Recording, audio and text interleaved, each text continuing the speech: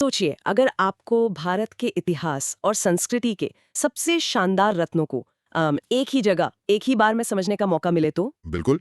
हम UNESCO honoured ancient text से लेकर उन ग्रेट पर्सनालिटीज तक की जर्नी करेंगे जिन्होंने हमारे देश का फ्यूचर शेप किया।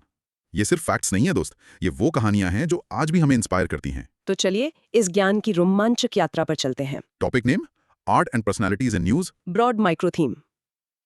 Art and personalities in news. चलिए फर्स्ट टॉपिक से स्टार्ट करते हैं। Topic 1, Bhagavad Gita and Natyashastra.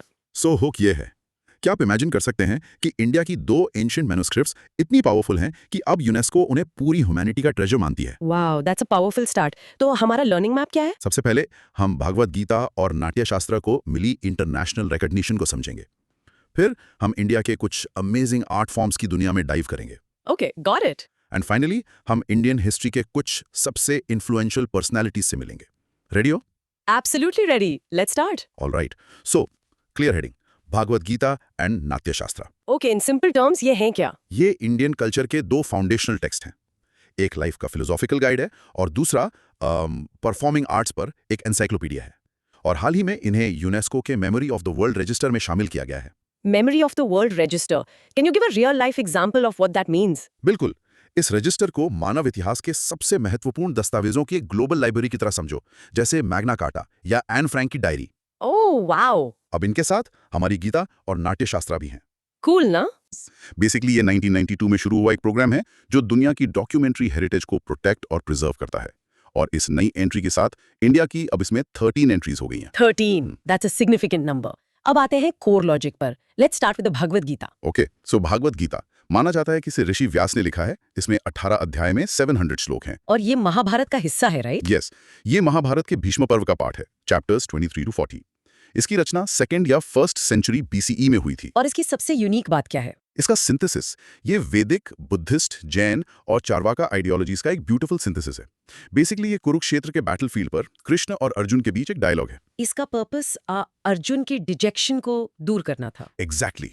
और इसका मेन मैसेज निष्काम कर्म, यानी फल की चिंता किए बिना अपना कर्तव्य करो। राइट। इसमें 3 मेन मार्गोज या पाथ्स भी बताए गए हैं। करेक्ट, कर्मा यानी एक्शन, ज्ञाना यानी नॉलेज और भक्ति यानी डिवोशन। और भक्ति का कॉन्सेप्ट पॉपुलर सेंस में इसी ने प्रेजेंट किया। इसने असम में वैष्णव सेक्ट के फाउंडर शंकर देव की टीचिंग्स को भी इंस्पायर किया। That's fascinating. Now what about the Natya Shastra? Natyashastra, also known as the 5th Veda. Fifth Veda. Wow. हाँ, इसे भरत मुनि ने संस्कृत में लिखा था अराउंड 2nd सेंचुरी BCE। और ये इंडियन म्यूजिकल इंस्ट्रूमेंट्स के क्लासिफिकेशन पर अवेलेबल पहला ग्रंथ है, the first text. An encyclopedia of performing arts. You can say that. अब थोड़ा यूनेस्को MOW प्रोग्राम के बारे में बात करते हैं। इसका मेन ऑब्जेक्टिव है डॉक्यूमेंट्री हेरिटेज का प्रिजर्वेशन और उस तक यूनिवर्सल एक्सेस प्रमोट करना। और इसको एडवाइस कौन करता है? एक इंटरनेशनल एडवाइजरी कमेटी है, IAC, जो यूनेस्को को एडवाइस करती है। इंडिया की नोडल एजेंसी है Indira Gandhi national centre for the arts, यानी IGNCA, सिंस 2014। Okay, IGNCA. और इंडिया की प्रीवियस एंट्रीज कौन सी हैं? ब्रीफली। कई हैं, जैसे Rigveda 2007, Shaiva manuscript in Pondicherry 2005, the IS Tamil medical manuscript collection 1997, Tarikh e Khandan e Timuriya 2011 और गिलगित मैन्युस्क्रिप्ट 2017 भी। ग्रेट। चलो अब थोड़ा क्रॉस क्वेश्चनिंग करते हैं to make it stick. Let's do it. So Gita Mahabharata का हिस्सा है ना? कौन सा विशेष पर्व? हाँ, भीष्म पर्व, चैप्टर्स 23 से 40 तक। याद रखना, भीष्म पर्व। UPSC प्रीलिम्स के लिए ये डिटेल बहुत जरूरी है। Got it? भीष्म पर्व। और नाट्य शास्त्र को पंचम वेदा कहा जाता है। इसका मेन सब्जेक्ट क्या है? इसका मेन सब्जेक्ट है ड्रामेटोलॉजी, यानी नाटक का साइंस। लेकिन ये म्यूजिकल इंस्ट्रूमेंट्स को क्लासिफाई करने वाला पहला ग्रंथ भी है। ये एक यूनिक पॉइंट है, इसे याद रखना। ओके, सो इंटरनेशनल रजिस्टर में अब इंडिया की टोटल कितनी एंट्रीज हो गई हैं? इन दोनों को मिलाकर अब टोटल 13 हो गई हैं। ये नंबर याद रखो, सीधा सवाल बन सकता है। 13। नोटेड। और इंडिया की नोडल एजेंसी कौन है मोविक प्रोग्राम के लिए? Indira Gandhi national centre for the arts, यानी IGNCA। Perfect. Last question. Gita में 3 मार्गास बताए गए हैं, क्या आप उन्हें जल्दी से रिपीट कर सकते हैं? बिल्कुल, कर्म, ज्ञान और भक्ति। इसको KJB इस निमोनिक से याद कर लो, KJB। KJV, I like that. So इसका रियल वर्ल्ड इम्पैक्ट और UPSC रेलेवेंस क्या है? देखो, ये इंडिया की सॉफ्ट पावर और कल्चरल हेरिटेज की ग्लोबल रिकग्निशन को दिखाता है। UPSC को यूनेस्को साइट्स और रजिस्टर्स पर सवाल पूछना बहुत पसंद है।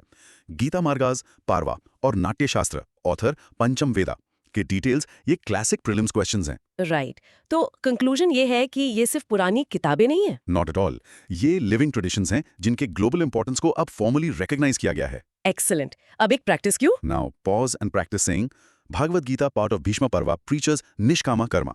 And the mini recap. In short, India के 2 सबसे इंपॉर्टेंट एंशिएंट टेक्स्ट को यूनेस्को द्वारा दुनिया की सबसे इंपॉर्टेंट डॉक्यूमेंट्री हेरिटेज में से एक के रूप में मान्यता दी गई है। वाओ, ये तो बस शुरुआत है। अगर आपको ये जानकारी अच्छी लग रही है और आप ऐसे ही ज्ञानवर्धक सफर पर हमारे साथ बने रहना चाहते हैं तो चैनल को सब्सक्राइब करना ना भूलें, बेल आइकन दबा दें ताकि कोई भी जरूरी जानकारी आपसे छूटे नहीं। और अगर आपको ये कोशिश सच में पसंद आ रही है तो सुपर थैंक्स का उपयोग करके हमें सपोर्ट करें। आपका छोटा सा योगदान हमें और भी बेहतर कंटेंट बनाने के लिए प्रेरित करता है। Now back to our deep dive. चलिए अब एंशिएंट टेक्स्ट से उन टेंजिबल आर्ट फॉर्म्स की तरफ बढ़ते हैं जिन्हें आप देख और छू सकते हैं। Topic 2, other art forms in news. Right, और इनमें से कई को जीआई टैग नामक एक स्पेशल स्टेटस मिला हुआ है। Okay, so GI tags and other art forms. Let's start with a short definition. हम इंडिया के डिफरेंट यूनिक क्राफ्ट्स को एक्सप्लोर कर रहे हैं जिनमें से कई को ज्योग्राफिकल इंडिकेशन यानी जीआई टैग मिला है। ये किसी पर्टिकुलर रीजन के प्रोडक्ट्स के लिए एक पेटेंट की तरह है। एक रियल लाइफ एग्जांपल से समझाइए। श्योर, जैसे शैंपेन सिर्फ फ्रांस के शैंपेन रीजन से ही आ सकती है, वैसे ही जीआई टैग कश्मीरी पश्मीना सिर्फ कश्मीर की ही ऑथेंटिक हो सकती है। समझे? Got it. It protects authenticity. So, content discussion. हम यहाँ क्या-क्या बात कर रहे हैं? हम उन अमेजिंग इंडियन क्राफ्ट्स का एक टूर करेंगे जो हाल ही में न्यूज में थे। और इसका बैकग्राउंड मतलब GI टैग का इंपॉर्टेंस क्या है? ये आर्टिसंस की ऑथेंटिसिटी और लाइवलीहुड दोनों को प्रोटेक्ट करता है। It's very important for local economies. ठीक है, let's go through the core logic एक-एक करके। सबसे पहले कश्मीरी पश्मीना शॉल। ओके, कश्मीरी पश्मीना, इसे जीआई टैग मिला है। ये चंगथांगी गोट के फाइन अंडरकोट से बुना जाता है। ये बकरी लद्दाख के हाई एल्टीट्यूड रीजन्स में पाई जाती है। Changthangi goat, important detail. Next, Bidri ware vases. Bidri ware, इसे भी जीआई टैग मिला है। ये बीदर कर्नाटक से है। इसका बेस जिंक कॉपर एलॉय का होता है with a distinctive black finish और उस पर fine silver inlay. Zinc copper alloy and silver inlay, noted. फिर है सिल्वर फिलिग्री पर्स। यस, इसको भी जीआई टैग मिला है। ये ओडिशा से है। अपने तराकासी काम के लिए जाना जाता है। ताराकासी, ओडिशा। ओके, अब आते हैं मिनिएचर एम्बावारी एलिफेंट पर। ये वेस्ट बंगाल से है। सिंथेटिक आइवरी से हैंडक्राफ्टेड है जो नेचुरल आइवरी का एक एथिकल ऑल्टरनेटिव है। और इसे जीआई टैग? इंपॉर्टेंट पॉइंट, इसे अभी तक जियोग्राफिकल इंडिकेशन जीआई टैग नहीं मिला है। अच्छा, that's a crucial distinction. Next, Dokra art. Dokra art, ये लॉस्ट वैक्स टेक्निक का यूज करता है जिसकी रूट्स इंडस वैली सिविलाइजेशन तक जाती हैं। इसका नाम ढोकरा दामर ट्राइब्स से लिया गया है। और ये कहाँ प्रैक्टिस होता है? मेनली छत्तीसगढ़, वेस्ट बंगाल, ओडिशा और झारखंड में। आदिलाबाद डोकरा क्राफ्ट को 2018 में जीआई टैग मिला था। ठीक है, now Sohrai art. Sohrai art, ये झारखंड की एक म्यूरल ट्रेडिशन है। सदान, उरान, मुंडा और संथाल ट्राइब्स द्वारा सेलिब्रेट किया जाता है। सोहराई खोबर पेंटिंग को 2020 में जीआई टैग मिला। सो झारखंड, गॉट इट। पट्टाचित्रा आर्ट। ये ओडिशा से ओरिजिनेट हुई एक traditional cloth based scroll painting है। इसका नाम संस्कृत के पट्टा यानी क्लॉथ और चित्रा यानी पिक्चर से बना है।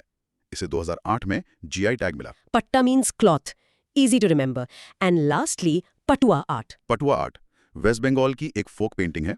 ट्रेडिशनली पट्टी या पट्टा नाम के कपड़े के टुकड़े पर बनाई जाती है। इसे भी जीआई टैग मिल चुका है। Okay, that's a lot of information. Let's do some cross questioning to lock it in. Fire away. एक मिनट, तो मिनिएचर अंबावारी एलिफेंट जो इतना ट्रेडिशनल दिखता है उसे जीआई टैग नहीं मिला है? करेक्ट, ये एग्जामिनेशंस के लिए एक क्लासिक ट्रैप क्वेश्चन है। वो जीआई और नॉन जीआई आइटम्स को मिक्स कर देंगे। याद रखना, Ambavari elephant no GI tag. Got it. Dokra art एक बहुत ही एंशिएंट टेक्निक यूज करती है ना? बिल्कुल, लॉस्ट वैक्स टेक्निक। इसकी रूट्स इंडस वैली सिविलाइजेशन तक जाती हैं। डांसिंग गर्ल की मूर्ति के बारे में सोचो, same technique. That's a great connection. चलिए, याद रखने के लिए एक क्विक मैच द फॉलोइंग करते हैं। ताराकाशी वर्क, ओडिशा का silver filigree. Perfect. Sohrai Khovar painting, Jharkhand. Right. और पट्टाचित्रा? ओडिशा। पट्टाचित्रा, पट्टा से क्लॉथ, सिंपल। ग्रेट।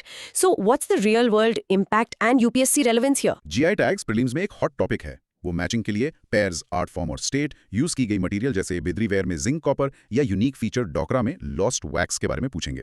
और ये जानना कि किसे टैग नहीं मिला है is critically important. So in conclusion, ये आर्ट फॉर्म सिर्फ प्रोडक्ट्स नहीं है, ये कम्युनिटीज, हिस्ट्री और इनक्रेडिबल स्किल की कहानियां हैं जिन्हें अब जीआई टैग के थ्रू प्रिजर्व और प्रमोट किया जा रहा है। Wonderful. And the practice Q? Now pause in practice saying Bidri ware Karnataka, Dokra lost wax, Pattachitra Odisha. Mini recap. In short, हमने 8 डाइवर्स इंडियन आर्ट फॉर्म्स, उनकी ओरिजिन्स, यूनिक टेक्निक्स और उनके इंपॉर्टेंट जीआई टैग स्टेटस को एक्सप्लोर किया। टॉपिक 3 गोस्वामी तुलसीदास। तो आर्ट से अब हम उस कवि की तरफ बढ़ते हैं जिनकी रचना ने एक ऐसी कला को जन्म दिया जिसे यूनेस्को ने भी मान्यता दी है, Ramlila. Perfect transition. So, who was Goswami Tulsidas? A short definition. Goswami Tulsidas एक वैष्णव हिंदू संत, रिफॉर्मर और पोएट थे। He was famous for his devotion to Lord Ram और सबसे इंपॉर्टेंट रामचरितमानस के ऑथर। Real life example. सोचिए, आज भी नॉर्थ इंडिया के लगभग हर गांव और शहर में जो रामलीला होती है वो तुलसीदास की रामचरितमानस पर ही बेस्ड है। एक आदमी का काम सेंचुरीज तक कल्चर को कैसे जिंदा रख सकता है, ये उसका सबसे बड़ा एग्जाम्पल है। That's powerful. तो कंटेंट डिस्कशन, हम तुलसीदास जी के बारे में क्यों बात कर रहे हैं अभी? क्योंकि हाल ही में उत्तर प्रदेश गवर्नमेंट ने चित्रकूट में उनकी 500 बर्थ एनिवर्सरी मनाई। 500? Wow. What's his background? उनका जन्म उत्तर प्रदेश में हुआ था, ऑल्दो उनके बर्थ ईयर को लेकर थोड़ा डिबेट है। 1497 और 1532 सीई के बीच वो भक्ति मूवमेंट के एक प्रोमिनेंट संत थे। Okay, let's focus on his contributions. Core logic, starting with his literary work. Literary contribution, Ramcharitmanas उनका सबसे फेमस ग्रंथ है। उन्होंने इसे वाराणसी में गंगा के किनारे अवधी डायलेक्ट में लिखा था। अवधि, that's key. यस। और ये ग्रंथ यूनेस्को के memory of the world Asia Pacific regional register में शामिल है। Asia Pacific, not the main international one. Good distinction. Right. उनकी दूसरी रचनाएं हैं विनय पत्रिका और कवितावली, जो ब्रज डायलेक्ट में हैं। उनकी other major works include Gitavali, Dohavali, Hanuman Chalisa etcetera. Okay. Bhakti movement में उनका क्या रोल था? वो रामानंदी संप्रदाय से थे और वो सगुणा भक्ति ट्रेडिशन के कवि थे जो भगवान के साकार रूप यानी लॉर्ड राम की पूजा करते थे। सगुणा भक्ति। राइट। बट उनका मानना था कि निर्गुण फॉर्मलेस गॉड की भक्ति और सगुणा एक दूसरे के ऑपोजिट नहीं है बल्कि कॉम्प्लीमेंट्री हैं। A very inclusive thought. True. Did he build any temples? हाँ, उन्होंने वाराणसी में लॉर्ड हनुमान को डेडिकेटेड संकट मोचन टेम्पल की स्थापना की। संकट मोचन इन बनारसी, ओके। और रामलीला। रामलीला, जो रामायण का ट्रेडिशनल थिएट्रिकल परफॉर्मेंस है, वो तुलसीदास की रामचरितमानस पर ही बेस्ड है और रामलीला को यूनेस्को की representative list of the intangible cultural heritage of humanity में शामिल किया गया है। Intangible cultural heritage. A different list. Exactly. और उनके कंटेम्पररीज मीराबाई, सूरदास, गुरु नानक और शंकरदेव, मुगल एम्परर अकबर भी उनके समकालीन थे। Okay, time for cross questioning. Ramcharitmanas किस भाषा या बोली में लिखी गई थी? डिस्टिंक्शन प्रीलिम्स के लिए क्रूशल है। Okay, that's a key detail. Tulsidas किस भक्ति परंपरा से थे, सगुण या निर्गुण? प्राइमरीली सगुना, क्योंकि वो राम के भक्त थे। लेकिन उनका व्यू बहुत ब्रॉड था। वो मानते थे कि सगुना और निर्गुण एक दूसरे को कॉम्प्लीमेंट करते हैं। तुलसीदास द्वारा स्थापित प्रसिद्ध मंदिर कौन सा है? वाराणसी का संकट मोचन मंदिर। Simple enough. Last one. Ramlila को यूनेस्को ने किस लिस्ट में रखा है? Intangible cultural heritage of humanity की लिस्ट में। ये मेमोरी ऑफ द वर्ल्ड से अलग है, ये जानना जरूरी है। Very important distinction. So what's the UPSC relevance here? Tulsidas का इन्फ्लुएंस सिर्फ लिटरेचर तक लिमिटेड नहीं है, ये लिविंग कल्चर रामलीला के रूप में आज भी मौजूद है। यूपीएससी भक्ति मूवमेंट, उनके कॉन्टेम्पररीज और उनकी कॉम्पोजिशंस की लैंग्वेज पर क्वेश्चंस पूछ सकता है और यूनेस्को की डिफरेंट लिस्ट्स के बीच का डिफरेंस एक इंपॉर्टेंट पॉइंट है। So the conclusion is? Tulsidas एक ऐसे कवि थे जिन्होंने भक्ति को आम लोगों की भाषा में पहुंचाया और एक ऐसी कल्चरल लेगेसी बनाई जो आज भी जिंदा है। Great. Practice cue. Now pause and practice saying Ramcharitmanas in Avdhi, Ramlila is UNESCO intangible heritage. And the mini recap? In short, Goswami Tulsidas एक महान भक्त कवि थे जिनकी रामचरितमानस ने रामलीला को जन्म दिया और इंडियन कल्चर पर एक अमिट छाप छोड़ी।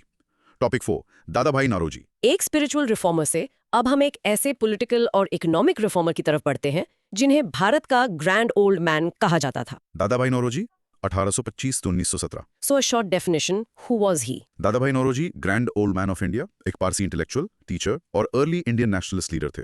उन्होंने ब्रिटिश पार्लियामेंट में सर्व करने वाले पहले इंडियन बनकर हिस्ट्री रची। पहले Indian MP. Wow, a micro story to put this in context. Imagine कीजिए, 1800 में कोई व्यक्ति ब्रिटिशर्स को उन्हीं के देश में उन्हीं के डेटा का यूज करके ये प्रूव कर रहा था कि वो इंडिया का वेल्थ कैसे लूट रहे हैं।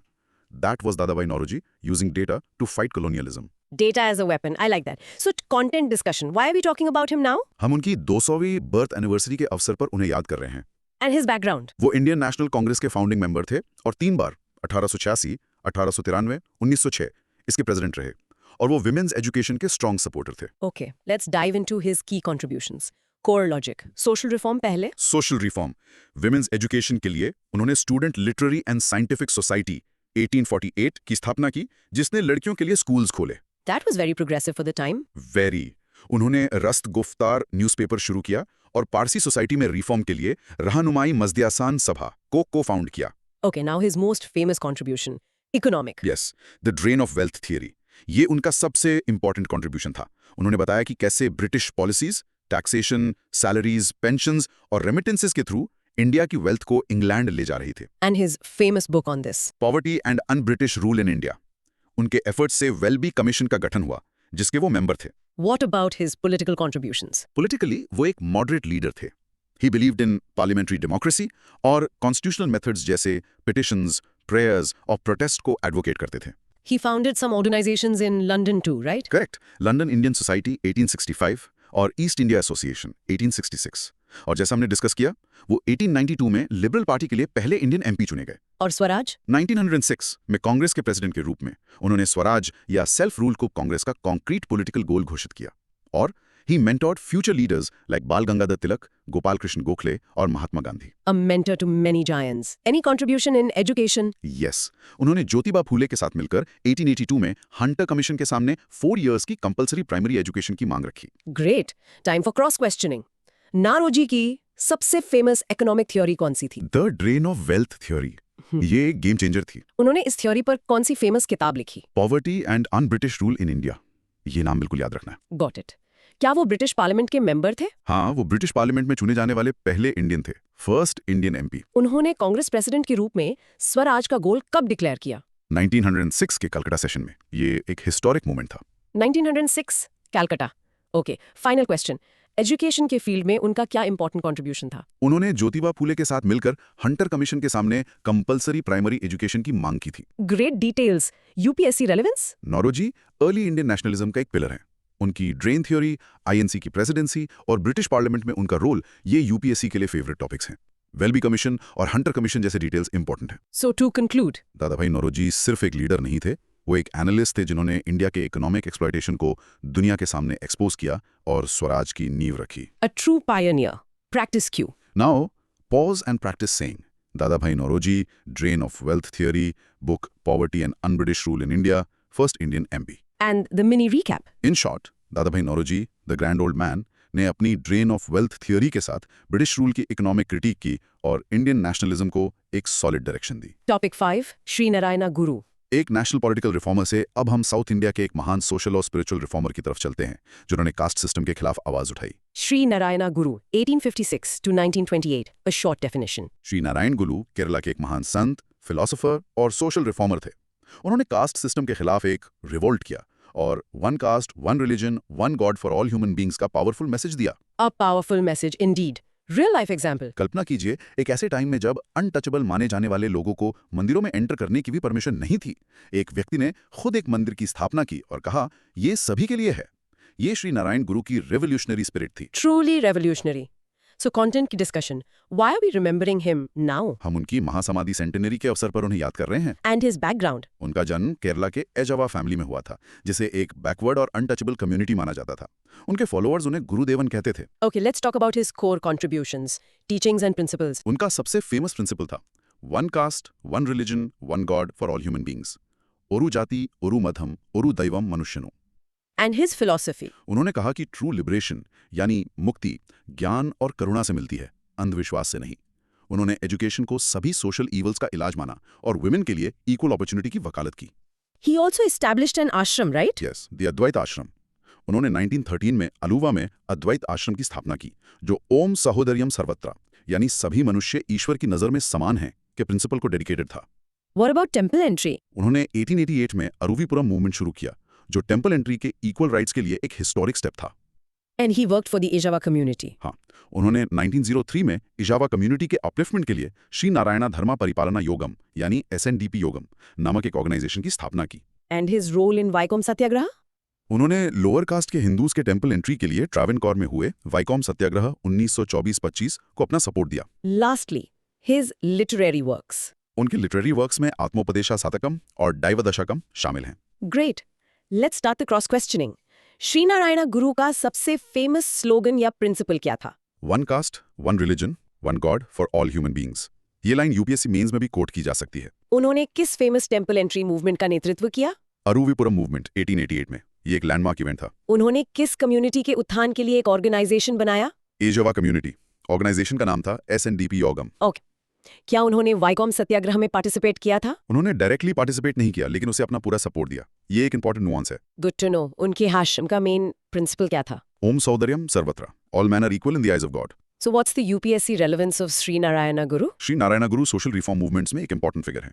यूपीएससी प्रीलिम्स में उनके फिलॉसफी, उनके द्वारा स्थापित ऑर्गेनाइजेशंस, एसएनडीपी योगम और उनके मूवमेंट्स अरुविपुरम पर डायरेक्ट क्वेश्चंस पूछे जाते हैं। And the conclusion? Shri Narayana Guru ने दिखाया कि स्पिरिचुअलिटी और सोशल रिफॉर्म एक दूसरे से इंसेपरेबल हैं और उन्होंने केरला के समाज को बदलने में एक इंपॉर्टेंट रोल निभाया। Okay.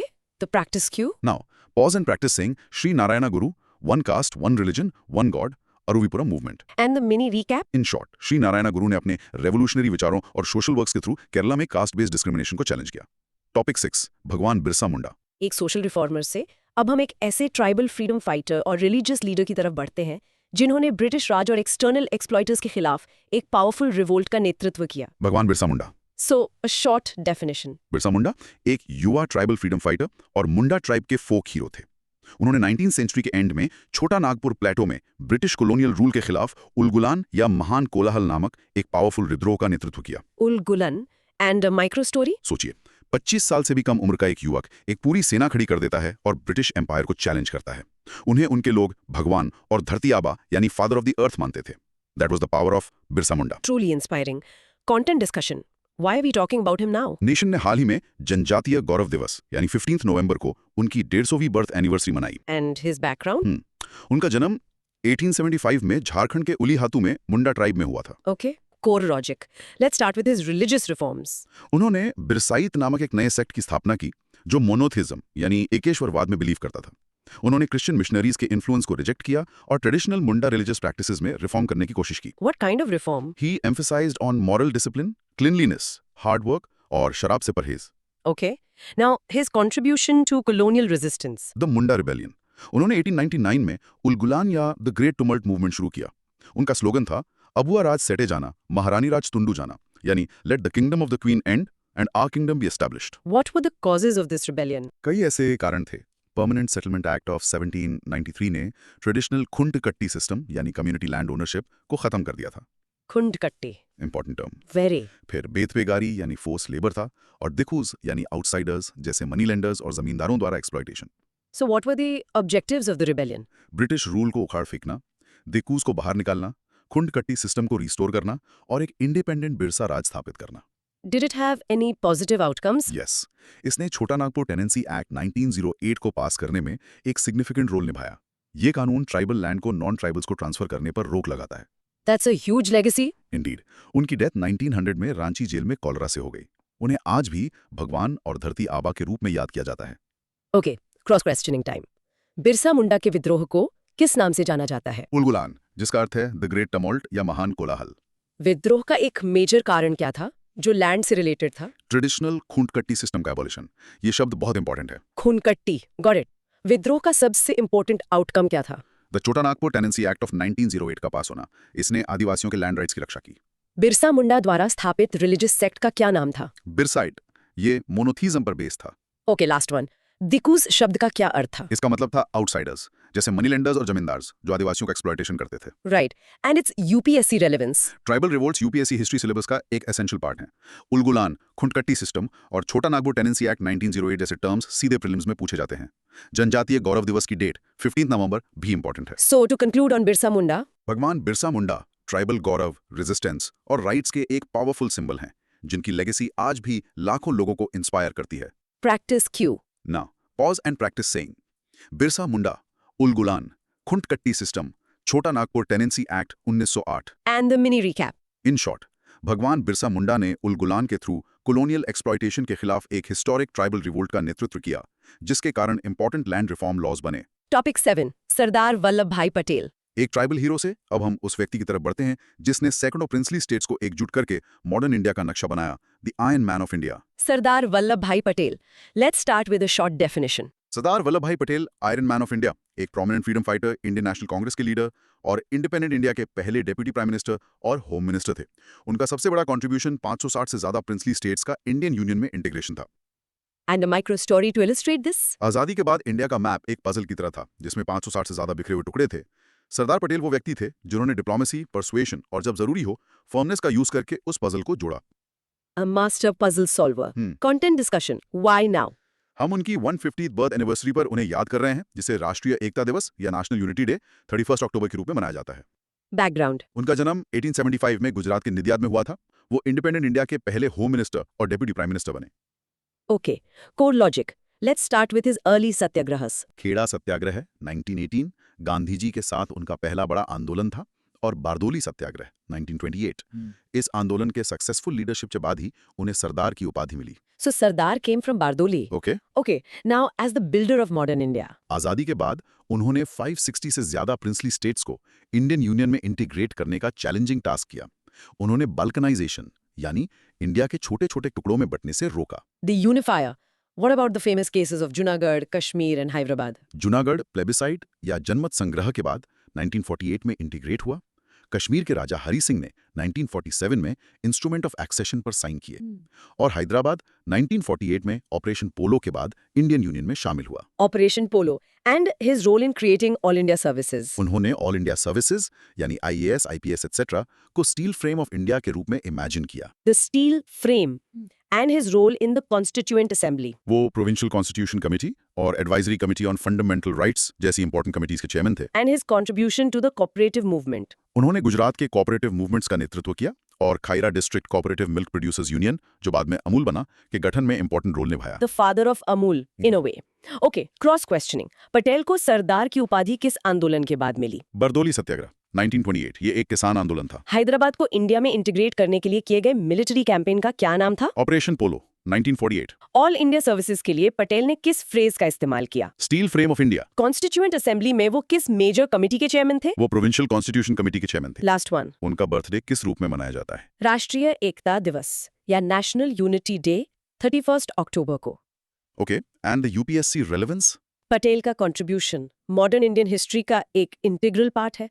Integration of princely states, Operation Polo, Bardoli satyagraha और कॉन्स्टिट्यूएंट असेंबली में उनकी भूमिका यूपीएससी प्रीलिम्स और मेंस दोनों के लिए एक्सट्रीमली इंपॉर्टेंट है। The conclusion on Sardar Patel? Sardar Patel एक विजनरी और फर्म एडमिनिस्ट्रेटर थे, जिनके बिना आज हम जिस इंटीग्रेटेड इंडिया को देखते हैं उसकी कल्पना करना भी मुश्किल है। Practice Q please. Now pause and practice saying Sardar Patel, Bardoli Satyagraha, integration of states, Operation polo for Hyderabad and the mini recap. In short, Sardar Patel the iron man ने 560 से ज्यादा प्रिंसली स्टेट्स को सक्सेसफुली इंटीग्रेट करके मॉडर्न इंडिया की नींव रखी।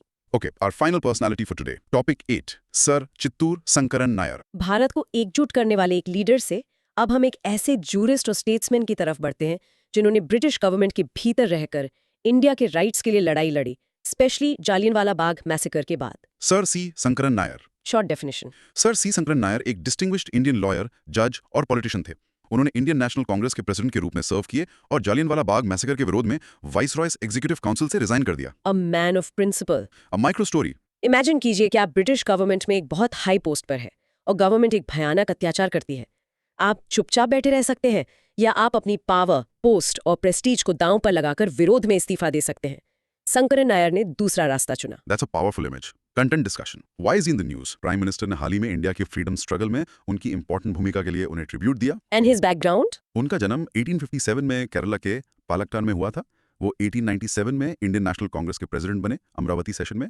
वो वाइसरॉयज एग्जीक्यूटिव काउंसिल के मेंबर, एजुकेशन पोर्टफोलियो भी थे। Okay, core logic, his most defining moment, justice for Jallianwala Bagh. Yes, 1919 के नरसंहार के बाद उन्होंने पंजाब के लेफ्टिनेंट गवर्नर माइकल ओडवायर की भूमिका के खिलाफ एक क्लियर स्टैंड लिया और विरोध में वाइसरॉयस एग्जीक्यूटिव काउंसिल से रिजाइन कर दिया।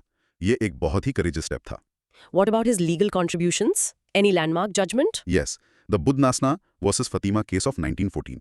उन्होंने हिंदू धर्म में कन्वर्जन को बरकरार रखा और फैसला सुनाया कि ऐसे कन्वर्ट्स आउटकास्ट्स नहीं हैं। What was his national vision? वो इंडिया के लिए पहले स्टेज में डोमिनियन स्टेटस का समर्थन करते थे और दूसरे स्टेज में फुल इंडिपेंडेंस प्राप्त करने की बात करते थे। And his literary contributions? उन्होंने गांधी और एनार्की 1922 नामक एक बुक लिखी। Before we move to cross questions, can we briefly recap the Jallianwala Bagh massacre? Sure. Background, Rowlatt act के विरोध में गांधी जी ने सत्याग्रह शुरू किया। अमृतसर में डॉक्टर किचलू और डॉक्टर सत्यपाल की गिरफ्तारी के बाद 13 अप्रैल 1919 बैसाखी के दिन लोग जालियांवाला बाग में एक पीसफुल सभा के लिए इकट्ठा हुए। And the massacre itself? Brigadier general Dyer ने बिना किसी वार्निंग के भीड़ पर गोली चलाने का ऑर्डर दिया, जिसमें सैकड़ों निर्दोष लोग मारे गए। And the aftermath? इस घटना की जांच के लिए हंटर कमीशन का गठन किया गया। जनरल डायर को बाद में रिजाइन करना पड़ा। 1940 में उधम सिंह ने लंदन में माइकल ओडवायर की हत्या कर दी। Okay, thanks for that context. Now for the cross questioning.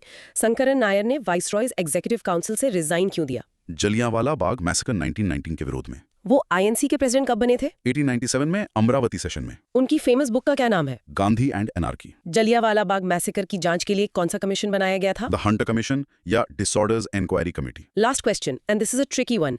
Massacre के समय पंजाब का लेफ्टिनेंट गवर्नर कौन था? Michael O'Dwyer. जनरल डायर वो था जिसने गोली चलाने का ऑर्डर दिया था। इन दोनों नामों में डिफरेंस याद रखना जरूरी है। O'Dwyer and Dyer, got it. And the UPSC relevance? Sankaran Nair का रेजिग्नेशन कॉन्स्टिट्यूशनल प्रोटेस्ट का एक पावरफुल एग्जाम्पल है। यूपीएससी मॉडर्न हिस्ट्री में आईएनसी के प्रेसिडेंट्स, इंपॉर्टेंट इवेंट्स जैसे जलियांवाला बाग और उनसे रिलेटेड कमीशंस जैसे हंटर कमीशन पर अक्सर सवाल पूछता है।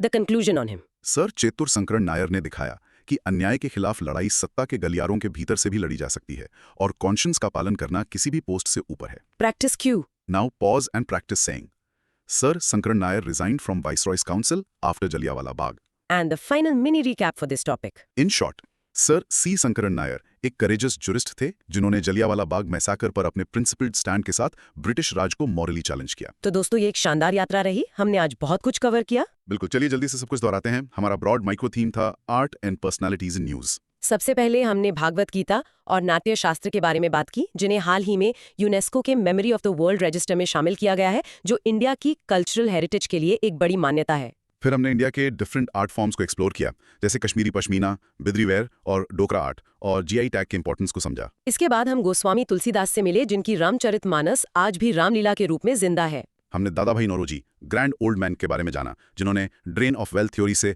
ब्रिटिश राज की इकोनॉमिक नींव हिला दी। हमने श्री नारायणा गुरु के रेवोल्यूशनरी सोशल रिफॉर्म्स को समझा, जिन्होंने one caste, one religion, one God का संदेश दिया। हमने भगवान बिरसा मुंडा और उनके उल-गुलान विद्रोह के बारे में सीखा, जो ट्राइबल राइट्स के लिए एक पावरफुल संघर्ष था। हमने सरदार वल्लभ भाई पटेल, लौह पुरुष, को याद किया, जिन्होंने मॉडर्न इंडिया को इंटीग्रेट किया। और अंत में हमने सर चेतुर शंकरन नायर के बारे में जाना, जिन्होंने जलियांवाला बाग के अन्याय के खिलाफ अपनी आवाज बुलंद की।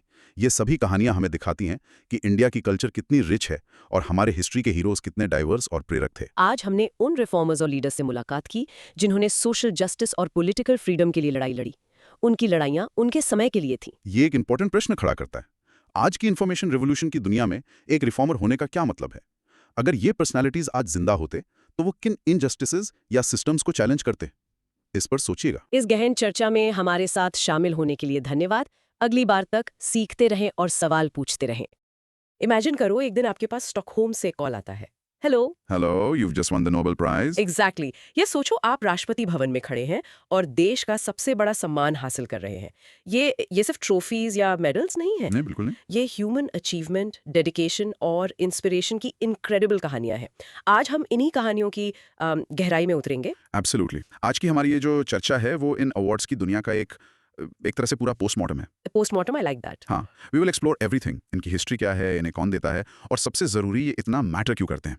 ये सिर्फ जनरल नॉलेज नहीं है दोस्त, राइट। ये उन वैल्यूज को समझने का एक जरिया है जिन्हें दुनिया और भारत दोनों सेलिब्रेट करते हैं। तो चलिए इसका पूरा ब्लूप्रिंट देखते हैं। आज के हमारे सफर में हम सबसे पहले ग्लोबल स्टेज पर नोबेल प्राइज की बात करेंगे। The big one. हाँ, फिर हम घर वापस आएंगे और भारत के सर्वोच्च नागरिक सम्मान पद्मा अवार्ड्स को समझेंगे। ओके। उसके बाद हम स्पोर्ट्स में मेजर ध्यानचंद खेल रत्न अवार्ड, जर्नलिज्म में पुलित्जर प्राइज और सिनेमा में नेशनल फिल्म अवार्ड्स की दुनिया में कदम रखेंगे। वाओ, ये तो पूरा टूर है। और बात यहीं खत्म नहीं होगी। हम Magsaysay award, international Booker prize, नए राष्ट्रीय विज्ञान पुरस्कार और आखिर में इंदिरा गांधी पीस प्राइज को भी डिकोड करेंगे। तो शुरू करें ये धांसू सफर। Let's do it. चलिए तो शुरुआत करते हैं अवार्ड्स के बिग बॉस से। Topic name Nobel prize. Broad micro theme, the global benchmark of excellence. Okay, let's dive straight into the most prestigious of them all. और इसके अंदर भी सबसे पहले बात करते हैं उस अवार्ड की जो सबसे ज्यादा हेडलाइंस बनाता है। बिल्कुल, नोबेल पीस प्राइज। सिर्फ युद्ध खत्म करने से कहीं ज्यादा। तो एसेंशियली ली अवार्ड उस इंसान या ऑर्गेनाइजेशन को दिया जाता है who shall have done the most और the best work for fraternity between nations. मतलब आसान भाषा में देशों के बीच भाईचारा और शांति के लिए सबसे बेहतरीन काम करने वालों को। सिंपल लगता है ना? लगता सिंपल है, पर इसका impact it's profound. For example, सोचिए वेनेजुएला में मरिया कोरिना मचाडो ने डिक्टेटरशिप के खिलाफ डेमोक्रेसी लाने के लिए एक पीसफुल ट्रांजिशन की लड़ाई लड़ी। Oh right. और इसी जबरदस्त संघर्ष के लिए उन्हें 2025 का नोबेल पीस प्राइज मिला। ये सिर्फ ट्रीटी साइन करने वाली बात नहीं है, ये जमीन पर शांति के लिए लड़ने की कहानी है। चलो इसको थोड़ा और खोलते हैं। हाँ। सबसे पहले तो ये आयरनी देखो जी। अल्फ्रेड नोबेल, जिन्होंने डायनामाइट बनाकर अपनी पूरी दौलत कमाई। The merchant of death. हाँ, उन्होंने ही दुनिया का सबसे रिस्पेक्टेड पीस प्राइज शुरू किया। इट्स अ फैसिनेटिंग कॉन्ट्रडिक्शन, है ना? सही में। और ये सिर्फ एक फन फैक्ट नहीं है, ये लेगेसी के बारे में एक पावरफुल स्टेटमेंट है। कैसे? इट शोज कि आपकी आखिरी पहचान आपके इन्वेंशन से नहीं बल्कि उन वैल्यूज से बनती है जिन्हें आप अपने रिसोर्सेज से सपोर्ट करते हो। नोबेल ने एसेंशियली युद्ध के प्रॉफिट्स को शांति के इंफ्रास्ट्रक्चर को फंड करने में लगा दिया। That's a great way to put it. और वक्त के साथ पीस की डेफिनेशन भी तो बदली है। एग्जैक्टली। वर्ल्ड वॉर 2 के बाद दुनिया को समझ आया कि शांति का मतलब सिर्फ नो वॉर नहीं है, पीस एक ज्यादा एक्टिव कॉन्सेप्ट है। तो अब ये अवार्ड? अब ये अवार्ड 4 मेन एरियाज में एफर्ट्स को ऑनर करता है: arms control, peace negotiation, democracy और ह्यूमन राइट्स, और एक ऑर्गेनाइज्ड पीसफुल दुनिया बनाना। ओके, सो कोर लॉजिक पे आते हैं। हाँ, इसकी नींव एल्फ्रेड नोबेल की 1895 की वसीयत में है। उनका कोर आइडिया था पीस कॉन्फ्रेंसेस को प्रमोट करना और देशों की सेनाएं कम करना। उस जमाने के लिए तो ये बहुत एडवांस सोच थी। बिल्कुल। पर 21st सेंचुरी में ये क्राइटेरिया और भी ब्रॉड हो गया है। अब मैन मेड क्लाइमेट चेंज और एनवायरमेंटल खतरों को रोकने के एफर्ट्स को भी शांति से जोड़कर देखा जाता है। वाओ, ये एक बहुत बड़ा शिफ्ट है। Huge shift. ये इस बात को मानता है कि एनवायरमेंट के लिए लड़ना असल में इंसानियत के फ्यूचर के लिए लड़ना है, और इससे बड़ी शांति की बात क्या हो सकती है? सही बात है। अच्छा, तो विनर्स को मिलता क्या है? सिर्फ सम्मान? नहीं, सम्मान तो है ही। उन्हें 3 चीजें मिलती हैं। एक मेडल जो 18 कैरेट गोल्ड का लगभग पकड़ के चलो 200 ग्राम का होता है। हैवी। हाँ, एक डिप्लोमा जो खुद एक यूनिक पीस ऑफ आर्ट होता है, एंड अ चेक जो फिलहाल 11 मिलियन स्वीडिश क्राउन्स मतलब लगभग 8-9 करोड़ रुपए का होता है। वेट, तो इसका मतलब ये प्राइस बेचा भी जा सकता है? Technically yes, the prize can be sold. For example, Russian journalist Dmitry Muratov ने अपना मेडल हाँ, मैंने पढ़ा था इसके बारे में। यूक्रेनियन वॉर के रेफ्यूजीज की मदद के लिए 100 मिलियन USD से ज्यादा में ऑक्शन कर दिया। क्या बात है! उन्होंने शांति के एक सिंबल को युद्ध के पीड़ितों के लिए डायरेक्ट हेल्प में बदल दिया। What a gesture! इनक्रेडिबल। और अगर हम इंडियन विनर्स की बात करें, तो भारत से 2 सिटीजन्स ने ये प्राइज जीता है। मदर टेरेसा 1979 में, राइट, और कैलाश सत्यार्थी 2014 में। ये नाम तो बिल्कुल याद रखने हैं। For sure. और इसका इम्पैक्ट ये है कि फॉर कम्पिटिटिव एग्जाम्स प्राइस के क्राइटेरिया, अवार्डिंग बॉडी और इंडियन विनर्स के नाम मैच करना सुपर इंपॉर्टेंट है। एग्जैक्टली। तो कंक्लूजन ये है कि नोबेल पीस प्राइज सिर्फ एक अवार्ड नहीं है, ये एक ग्लोबल स्टेटमेंट है, एक मॉरल कंपास जो एक बेहतर शांत दुनिया की तरफ इशारा करता है। चलो इसको पक्का करने के लिए कुछ सवाल जवाब करते हैं। Let's do it. पहला सवाल, सारे नोबेल प्राइजेस तो स्वीडन में दिए जाते हैं, राइट? राइट। तो पीस प्राइज का विनर कौन डिसाइड करता है? Good question. यही तो कैच है। फिजिक्स, केमिस्ट्री, लिटरेचर, सबके लिए स्वीडिश कमिटीज हैं, लेकिन पीस प्राइज को नॉर्वेजियन नोबेल कमिटी देती है। अच्छा, नॉर्वे? हाँ, अल्फ्रेड नोबेल ने अपनी वसीयत में ऐसा ही लिखा था। ये पॉइंट जरूर याद रखना। Peace in Norway, the rest in Sweden. Okay, मेरी बारी। 21st सेंचुरी में पीस प्राइज के लिए सबसे सरप्राइजिंग क्राइटेरिया कौन सा ऐड हुआ है? मेरे लिए तो क्लाइमेट चेंज वाला point, it's a game changer. हाँ, ये शांति के लिए खतरे की डेफिनेशन को ही बदल देता है। ये दिखाता है कि एनवायरनमेंट की सेहत कोई अलग इशू नहीं है, ये ग्लोबल पीस के लिए बेहद जरूरी है। एब्सोल्युटली। नेक्स्ट, क्या ये प्राइज सिर्फ इंडिविजुअल्स को ही मिल सकता है? नहीं, ये ऑर्गेनाइजेशंस को भी दिया जा सकता है। In fact red cross, doctors without borders और UN जैसी कई इंटरनेशनल ऑर्गेनाइजेशंस इसे जीत चुकी हैं अपने कलेक्टिव एफर्ट्स के लिए। अच्छा, प्राइज मनी तो काफी ज्यादा है, क्या इसके पीछे कोई खास वजह है? हाँ, आइडिया ये है कि ये पैसा विनर्स को अपना काम आगे बढ़ाने में मदद करे। मतलब एक तरह की फंडिंग। एग्जैक्टली। ये सिर्फ एक रिवॉर्ड नहीं, एक तरह की फंडिंग है to continue their mission for peace. Last question, दोनों इंडियन नोबेल पीस लॉरिएट्स के नाम बताओ। मदर टेरेसा और कैलाश सत्यार्थी। एक सिंपल मेमोरी हैक है, माँ का सत्य, मदर्स ट्रूथ। नाइस, माँ का सत्य, दोनों नाम आसानी से याद रहेंगे। परफेक्ट। अब प्रैक्टिस का time. Now, pause and practice saying, the Nobel Peace Prize is awarded by the Norwegian Nobel Committee and its modern criteria include efforts against climate change. In short, In short, the Nobel Peace Prize has evolved from just focusing on disarmament to honoring a wide range of work for a better and safer world. चलिए शांति से अब शब्दों की ताकत की तरफ चलते हैं। Nobel prize in literature. Topic name, Nobel Prize in Literature. Broad micro theme, शब्दों की शक्ति का सम्मान। तो इस अवार्ड का फंडा क्या है?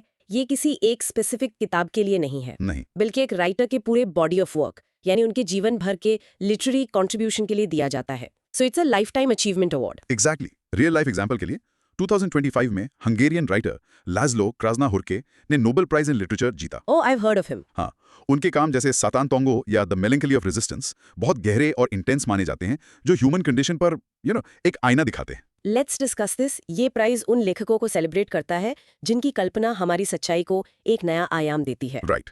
It's about influence, style and the long term impact. और इसका बैकग्राउंड भी इंपॉर्टेंट है। इसे स्टॉकहोम में स्वीडिश एकेडमी देती है। And it's often controversial. हाँ, कंट्रोवर्शियल एल्पायर है, क्योंकि लिटरेचर बहुत सब्जेक्टिव है। लोग सालों तक बहस करते हैं कि किसे मिलना चाहिए था और किसे नहीं। सही कहा। अब इसके कोर लॉजिक पे आते हैं, यानी विनर प्रोफाइल। विनर है लाज़्लो क्रास्नाहोर्के 2025 के, नेशनैलिटीज? हंगेरियन।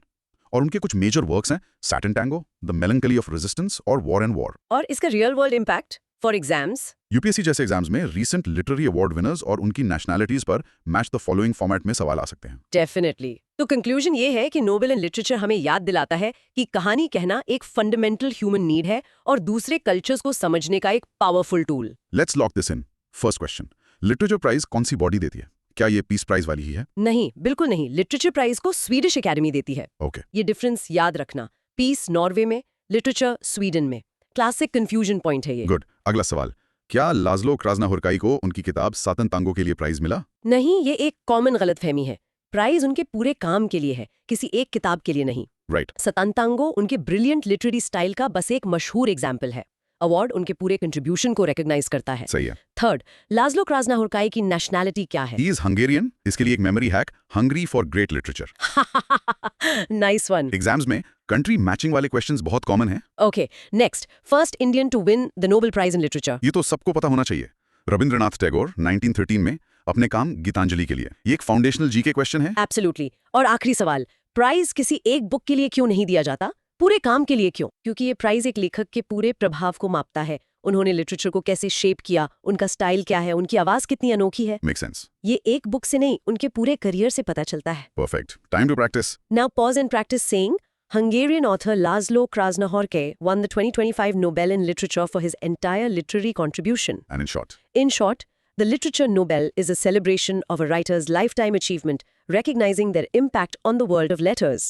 वाओ, सिर्फ नोबेल प्राइजेस में ही इतनी गहराई है। देखा कैसे एक अवार्ड के पीछे कितनी हिस्ट्री, क्राइटेरिया और इंटरेस्टिंग फैक्ट्स छुपे होते हैं। Absolutely, it's a whole universe. अगर ये detailed analysis पसंद आ रहा है और अगर सच में हर टॉपिक पर well informed बनना है, तो सिर्फ सुनो मत दोस्त। हाँ। अभी इसी वक्त वो सब्सक्राइब बटन दबाओ और वो जो घंटी है ना, उसे भी बजा दो ताकि एक भी सेशन मिस ना हो। Please do that. और अगर ये सच में हेल्प कर रहा है तो वो सुपर थैंक्स बटन आपके अप्रिसिएशन के लिए ही है। आपका सपोर्ट हमें ऐसी ही इन डेप्थ एक्सप्लोरेशंस क्रिएट करने में मदद करता है। It really does. चलो अब वापस चलते हैं और बात करते हैं इंडिया के सबसे बड़े सम्मान की। Topic name, Padma awards. Broad micro theme, India's homage to service। Padma awards, the unsung heroes of India. तो ये अवार्ड्स हैं क्या? These are among the highest civilian honors of India.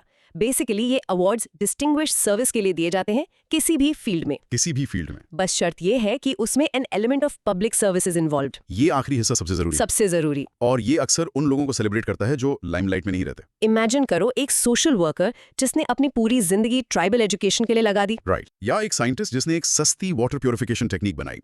ये हैं वो असली हीरोज जिन्हें अक्सर पद्मा अवार्ड से सम्मानित किया जाता है। Let's discuss this. अब ग्लोबल स्टेज से घर वापस आते हैं। भारत अपने चेंज मेकर्स को कैसे पहचानता है? जवाब है पद्मा अवार्ड्स। 1954 में शुरू हुए थे। हाँ, 1954 में। हर साल रिपब्लिक डे की शाम को इनका अनाउंसमेंट होता है। चलिए इसके कोर लॉजिक को समझते हैं जो एग्जाम्स के लिए बहुत इंपॉर्टेंट है। Yes please. पहले इसकी 3 कैटेगरीज हैं। सबसे ऊपर है Padma Vibhushan for exceptional and distinguished service. Top tier. फिर आता है Padma Bhushan for distinguished service of a higher order. और आखिर में Padmashri for distinguished service. VBS एक क्लियर हायरार्की है। बिल्कुल। और यहाँ एक बहुत क्रूशियल पॉइंट है, जो कि है ये अवार्ड एक टाइटल नहीं है। इसे अवार्डी के नाम के आगे या पीछे प्रीफिक्स या सफिक्स की तरह इस्तेमाल नहीं किया जा सकता। Oh, article 18 of the constitution exactly. जो टाइटल्स को अबॉलिश करता है, एग्जैक्टली। ये उसका डायरेक्ट एप्लीकेशन है। ये एक सम्मान है, सर या राय बहादुर जैसा टाइटल नहीं। ये बहुत इंपॉर्टेंट डिस्टिंक्शन है। तो सवाल है कौन एलिजिबल है? सभी लोग एलिजिबल हैं, लेकिन एक कैच है। सरकारी कर्मचारी, PSUs में काम करने वाले भी आमतौर पर एलिजिबल नहीं हैं। अच्छा। लेकिन इसमें एक एक्सेप्शन है, डॉक्टर्स और साइंटिस्ट्स। ये इन जरूरी फील्ड्स में एक्सीलेंस को बढ़ावा देने के लिए हैं। Make sense. और पॉस्ट्यूमस अवार्ड्स मतलब मरने के बाद आमतौर पर नहीं दिए जाते, लेकिन हाईली डिजर्विंग केसेस में सरकार इस पर विचार कर सकती है। तो रेयर है पर पॉसिबल है। और सिलेक्शन प्रोसेस काफी डेमोक्रेटिक है। रिकमेंडेशंस को पद्म अवार्ड्स कमेटी देखती है, जिसे हर साल प्राइम मिनिस्टर बनाते हैं। And the best part, public nominations allowed हैं, आप सेल्फ नॉमिनेशन भी कर सकते हैं। That's amazing. और एक लिमिट भी है, राइट? हाँ, एक साल में टोटल अवार्ड्स 120 से ज्यादा नहीं होने चाहिए। इस नंबर में पॉस्ट्यूमस अवार्ड्स और विदेशियों, NRIs, OCIs को दिए गए अवार्ड शामिल नहीं हैं। ये इसकी प्रेस्टीज बनाए रखता है। एग्जैक्टली। और इसका रियल वर्ल्ड इंपैक्ट ये है कि फॉर UPSC इसकी hierarchy, not a title rule और एलिजिबिलिटी क्राइटेरिया फेवरेट टॉपिक्स हैं। So, in conclusion, the Padma Awards are a beautiful democratic tradition that celebrates excellence and service from all walks of life. You said it. Let's quiz it out. सबसे पहले, तीनों Padma awards की hierarchy क्या है, top to bottom? It's Vibhushan, then Bhushan and then Shri. Memory hack, VBS, Vibhushan सबसे बड़ा शब्द है सबसे बड़े अवार्ड के लिए। मेरी बारी। क्या एक अवार्डी अपने लेटर हेड पर पद्मश्री रमेश कुमार लिख सकता है? बिल्कुल नहीं। Absolutely not. सोर्सेज साफ कहते हैं कि इसे प्रीफिक्स या सफिक्स की तरह यूज नहीं कर सकते। It's a decoration, not a title. ये एक क्लासिक यूपीएससी ट्रैप क्वेश्चन है। बिल्कुल, जो आर्टिकल 18 की समझ को टेस्ट करता है। गुड। नेक्स्ट, कौन से गवर्नमेंट एम्प्लॉइज एलिजिबल हैं? जनरली कोई नहीं, लेकिन डॉक्टर्स और साइंटिस्ट के लिए एक एक्सेप्शन है। ये एक्सेप्शन की है। हाँ, तो इसे याद रखना। सही। एक साल में मैक्सिमम कितने पद्मा अवार्ड्स दिए जा सकते हैं? लिमिट 120 है, लेकिन इस नंबर में पॉस्चुमस और फॉरेनर्स को दिए गए अवार्ड्स शामिल नहीं है। तो 120 से ज्यादा भी हो सकते हैं। हाँ, हो सकता है कि एक साल में 120 से थोड़े ज्यादा अवार्ड्स दिए जाएं। डिटेल्स मैटर हैं दोस्त। Last one, Padma awards committee को कौन बनाता है? द प्राइम मिनिस्टर, हर साल। इससे पता चलता है कि सिलेक्शन प्रोसेस को कितनी अहमियत दी जाती है। ये कोई परमानेंट बॉडी नहीं है। Brilliant.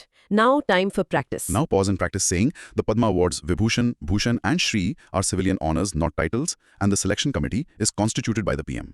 And in short, In short, Padma Awards are India's tiered system of honoring distinguished public service, governed by specific rules of eligibility and usage. Civilian honors से अब सीधा स्पोर्ट्स के मैदान में चलते हैं। टॉपिक नेम, मेजर ध्यानचंद खेल रत्न award. broad micro theme. The pinnacle of Indian sporting achievement. खेल रत्न ये हाल ही में खबरों में क्यों था? क्योंकि हाल ही में बैडमिंटन की जोड़ी सात्विक साईराज रंकीरेड्डी एंड चिराग शेट्टी को मेजर ध्यानचंद खेल रत्न अवार्ड मिला। The dynamic Duo. हाँ, ये लोग कमाल के हैं। 2023 में BWF रैंकिंग्स में नंबर 1 पर आए और हाउंगझो एशियन गेम्स में हिस्टोरिक गोल्ड मेडल जीता। दे ट्रूली डिजर्व इट। तो ये अवार्ड है क्या?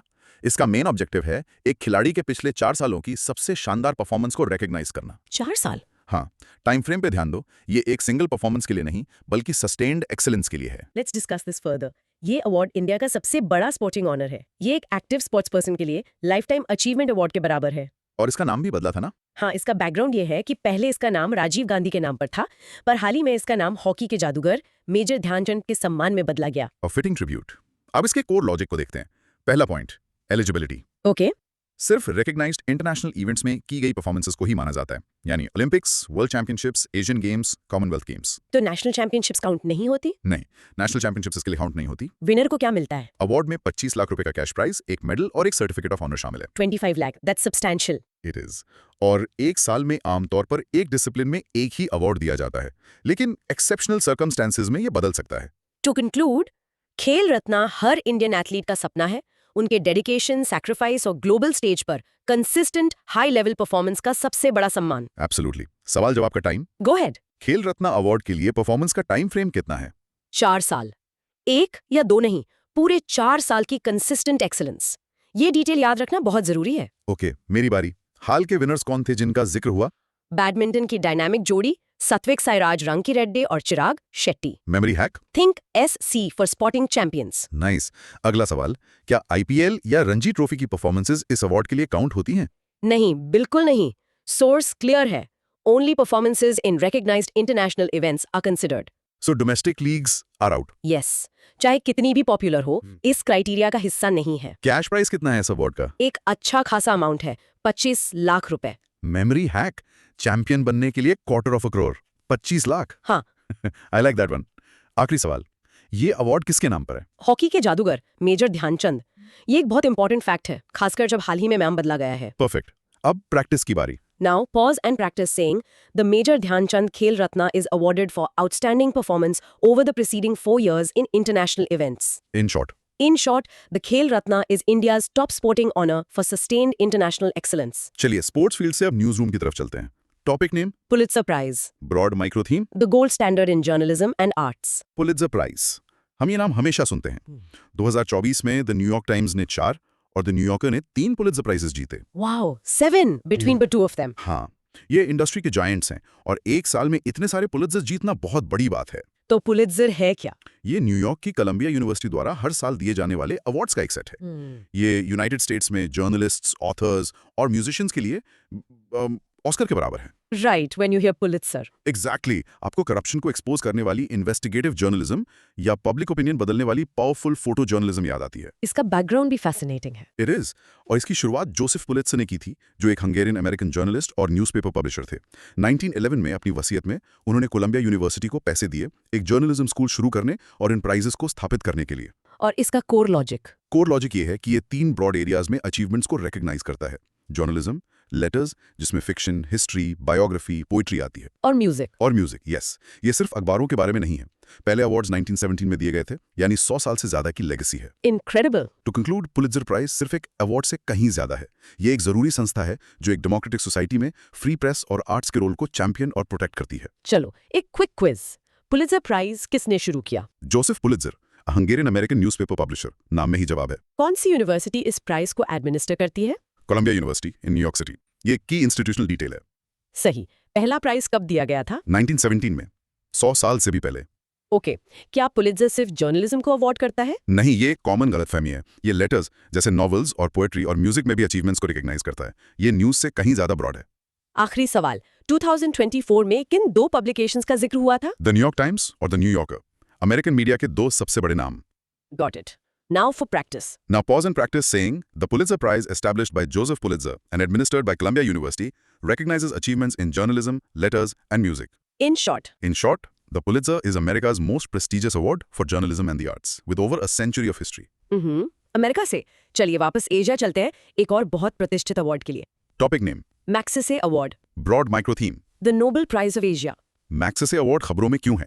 क्योंकि 2025 में एजुकेट गर्ल्स नाम की एक एनजीओ रमन मैक्सेसे अवार्ड जीतने वाली पहली इंडियन ऑर्गेनाइजेशन बनी। First Indian organization. That's big. हाँ, ये भारत और सोशल सेक्टर के लिए बहुत बड़ा सम्मान है। तो ये अवार्ड है क्या? 1957 में शुरू हुआ रमन मैक्सेसे अवार्ड को अक्सर एशिया का सबसे बड़ा सम्मान या एशिया का नोबेल प्राइज कहा जाता है। Right. ये फिलीपींस के 7वें प्रेसिडेंट रमन मैक्सेसे की याद में दिया जाता है, जो अपनी इंटेग्रिटी के लिए जाने जाते थे। और इसका कोर लॉजिक? इसका कोर लॉजिक है कि ये एशिया में इंडिविजुअल्स और ऑर्गेनाइजेशंस को सम्मानित करता है, बिना उनकी जाति, धर्म, लिंग या राष्ट्रीयता देखे। So it's pan Asian. Exactly. की क्राइटेरिया ये है कि उन्होंने अपने फील्ड में डिस्टिंक्शन हासिल किया हो और दूसरों की निस्वार्थ सेल्फलेसली मदद की हो। ये सेल्फलेस सर्विस को सेलिब्रेट करता है। इसका इम्पैक्ट बहुत बड़ा है। ये पूरे एशिया में हो रहे ग्रासरूट्स काम पर ग्लोबल अटेंशन लाता है। Right. For example purposes, Magsaysay award के इंडियन विनर्स को जानना बहुत जरूरी है। सोचिए, विनोबा भावे या हाल ही में अरविंद केजरीवाल और Ravish Kumar. A very diverse list. To conclude, Magsaysay award Asia के अंदर ट्रांसफॉर्मेटिव लीडरशिप और सेल्फलेस सर्विस पर रोशनी डालता है। Let's do a quick quiz. Magsaysay award को अक्सर क्या कहा जाता है? एशियाज हाईएस्ट ऑनर या नोबेल प्राइज ऑफ एशिया। ये निकनेम एक ग्रेट मेमोरी हैक है। ये किसके नाम पर है? फिलीपींस के 7वें प्रेसिडेंट रमोन मैक्सेसे। ट्रू और फॉल्स? ये अवार्ड सिर्फ फिलीपींस के सिटीजन्स के लिए है? फॉल्स। ये पूरे एशिया के इंडिविजुअल्स और ऑर्गेनाइजेशंस के लिए है। ये अवार्ड किन कोर वैल्यूज को रिकॉग्नाइज करता है? सेल्फलेस सर्विस, दूसरों की मदद करना और पब्लिक रिकॉग्निशन की चाह के बिना काम करना। ये इंटेग्रिटी और इम्पैक्ट के बारे में है। हमारे सोर्स मटेरियल में हाल ही में कौन सी इंडियन ऑर्गेनाइजेशन ने ये अवार्ड जीता? The NGO educate girls. ये इस अवार्ड के काम का एक शानदार एग्जाम्पल है। Great, time to practice. Now pause and practice saying the Ramon Magsaysay Award, known as Asia's Nobel Prize, honors selfless service by individuals and organizations across Asia. In short, the Magsaysay Award is Asia's premier prize for celebrating integrity and transformative leadership at the grassroots level. All right, journalism और social service से अब cinema की जादुई दुनिया में प्रवेश करते हैं। Topic name: National Film Awards 2023, broad micro theme, celebrating cinematic excellence in India. National film awards. India में बहुत बड़ी बात है। हाल ही में 71st नेशनल फिल्म अवार्ड्स का announcement ministry of information and broadcasting ने किया। तो इन अवार्ड्स की कहानी क्या है? इनकी शुरुआत 1954 में भारत सरकार ने की थी। 1954 again, same year as the Padma Awards. Exactly. ये देश के सबसे पुराने और प्रतिष्ठित फिल्म अवार्ड्स में से हैं और इन्हें प्रेसिडेंट ऑफ इंडिया देते हैं, जिससे इनका स्टैचर और बढ़ जाता है। इसका कोड लॉजिक? इसका कोर लॉजिक 3 मेन सेक्शंस में है: feature films, non feature films और बेस्ट राइटिंग ऑन सिनेमा। ये जरूरी है, ये सिर्फ पॉपुलर मूवीज के बारे में नहीं है। बिल्कुल, इसमें डॉक्यूमेंट्रीज, शॉर्ट फिल्म्स और फिल्म क्रिटिसिज्म भी शामिल है। और फिर आता है सबसे बड़ा अवार्ड, द दादा साहेब फाल्के अवार्ड। यस, ये इंडियन सिनेमा का सबसे बड़ा अवार्ड है जो इसके विकास में आउटस्टैंडिंग कंट्रीब्यूशन के लिए दिया जाता है। ये एक लाइफ टाइम अचीवमेंट अवार्ड है। थोड़ा और दादा साहेब फाल्के अवार्ड के बारे में जानते हैं। ये 1969 में शुरू हुआ। ओके। ये दादा साहेब फाल्के की याद में है, जिन्होंने इंडिया की पहली फुल लेंथ फीचर फिल्म राजा हरिश्चंद्र 1913 डायरेक्ट की थी। The father of Indian cinema. Exactly. इसके विनर को एक स्वर्णा कमाल मेडेलियन, एक शॉल और 10 लाख रुपए का कैश प्राइज मिलता है। तो conclude, national film awards Indian cinema की विविध और कलात्मक टैपेस्ट्री का जश्न है, जिसमें मेन स्ट्रीम स्टार से लेकर इंडिपेंडेंट फिल्म मेकर्स और क्रिटिक्स तक सबको सम्मानित किया जाता है। Well said, let's test our knowledge. Go for it. National film awards कब शुरू हुए? 1954 में। याद रखना आसान है क्योंकि इसी साल पद्मा अवार्ड्स भी शुरू हुए थे। ये अवार्ड्स कौन देता है? The honourable president of India, ये इसे एक बहुत प्रतिष्ठित सेरेमनी बनाता है। इंडियन सिनेमा का सबसे बड़ा सम्मान कौन सा है? द दादा साहेब फाल्के अवार्ड, इसमें कोई शक नहीं। दादा साहेब फाल्के अवार्ड क्यों शुरू किया गया? Dada Saheb Phalke, the father of Indian cinema, की याद में। आखिरी सवाल, इस अवार्ड में सम्मान के अलावा क्या मिलता है? एक स्वर्ण कमल यानी गोल्डन लोटस, एक शाल और 10 लाख रुपीस का cash price. Perfect, let's practice. Now pause and practice saying, the National Film Awards, established in 1954, include the Dada Saheb Phalke Award, which is India's highest honor for lifetime contribution to cinema. In short, In short, the National Film Awards are the Indian government's official recognition of cinematic merit, with the Dada Saheb Phalke Award as its highest honor. तो ये थी Indian cinema से। अब global literature की तरफ एक ऐसे prize की बात करते हैं जो दुनिया भर की कहानियों को एक इंग्लिश स्पीकिंग ऑडियंस तक लाता है। Topic name, international book prize, broad micro theme. Bridging words through translation. ये प्राइज खबरों में क्यों है? बनु मुश्ताक ने अपनी Kannada short story collection heart lamp के लिए इंटरनेशनल बुक प्राइज जीता है। Wow, that's huge for Kannada literature. बहुत बड़ा पल है इस तरह की ग्लोबल रिकग्निशन मिलना। तो ये इंटरनेशनल बुकर प्राइज है क्या? इसकी शुरुआत 2005 में मैन बुकर इंटरनेशनल प्राइज के रूप में हुई थी। और इसका एक बहुत स्पेसिफिक मिशन है। हाँ, और इसका कोर लॉजिक इसके क्राइटेरिया में है। ये एक ऐसी सिंगल बुक के लिए दिया जाता है जिसे इंग्लिश में ट्रांसलेट किया गया हो और यूके या आयरलैंड में पब्लिश किया गया हो। This is the key. ये उन किताबों के लिए नहीं है जो मूल रूप से इंग्लिश में लिखी गई हैं, एग्जैक्टली। और प्राइज मनी ऑथर और ट्रांसलेटर के बीच बराबर बांटी जाती है, जो ट्रांसलेशन के अहम रोल को मान्यता देती है। बिल्कुल। इसका ऑब्जेक्टिव है नॉन इंग्लिश भाषाओं से क्वालिटी फिक्शन को पढ़ने के लिए प्रोत्साहित करना। ये नॉवेल्स और शॉर्ट स्टोरी कलेक्शंस के लिए है। गीतांजलि श्री के टूम्ब ऑफ सैंड की जीत याद है, बहुत बड़ी बात थी। Of course. So in conclusion, the International Booker Prize is a vital award that celebrates not just authors but also their translators, acting as a bridge between cultures and languages. लेट्स do a quick क्विज। International book prize का original नाम क्या था? The Man Booker International Prize. इसे rebrand किया गया। इसके लिए सबसे जरूरी क्राइटेरिया क्या है? ये एक ऐसी फिक्शन बुक होनी चाहिए जिसे इंग्लिश में ट्रांसलेट करके यूके या आयरलैंड में पब्लिश किया गया हो। प्राइज मनी कौन शेयर करता है? ऑथर और ट्रांसलेटर बराबर हिस्सों में। ये इसका एक यूनिक और इम्पोर्टेंट फीचर है।